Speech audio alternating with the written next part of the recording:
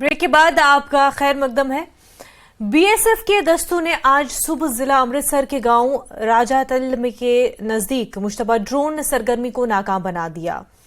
सरहदी वार्ड से आगे चलाए गए तलाशी ऑपरेशन के दौरान बीएसएफ के दस्तों ने जिला अमृतसर के गांव राजातल में धान के खेतों से एक हीरोइन से भरी हुई बोतल के साथ एक ड्रोन बरामद किया। ड्रोन से बरामद होने वाली हीरोइन का कुल वजन 0.545 किलोग्राम है।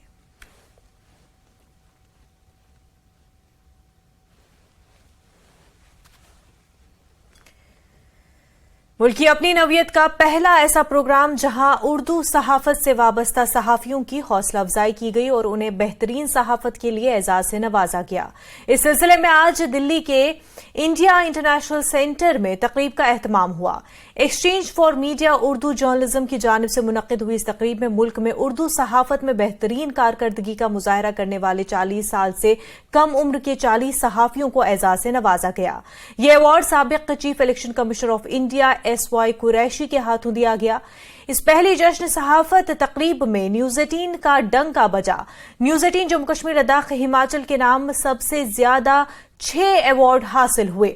अवार्ड हासिल करने वालों में अबू हुरैरा, सना वारिस, मुनज़्ज़ा शाह, मिर्जा अब्दुल गनी बेग, आबिद हुसैन और बिलाल बाली शामिल है। वाज़ेह रहे ये एक ऐसा प्रोग्राम था जहां पर मुल्क भर से उर्दू सहाफत के 40 साल से कम उम्र के लगभग 200 सहाफियों की एंट्री हुई थी, जिनमें 80 सहाफियों को शॉर्ट लिस्ट किया गया और फिर फाइनल राउंड में 40 सहाफियों के नाम अवार्ड के लिए मुंतखब किए गए और आज उनको एजाज से नवाजा गया। और इस मौके पर मुल्क भर से उर्दू सहाफत से जुड़ी कई मशहूर और मारूफ शख्सियात की खासी तादाद भी मौजूद रही।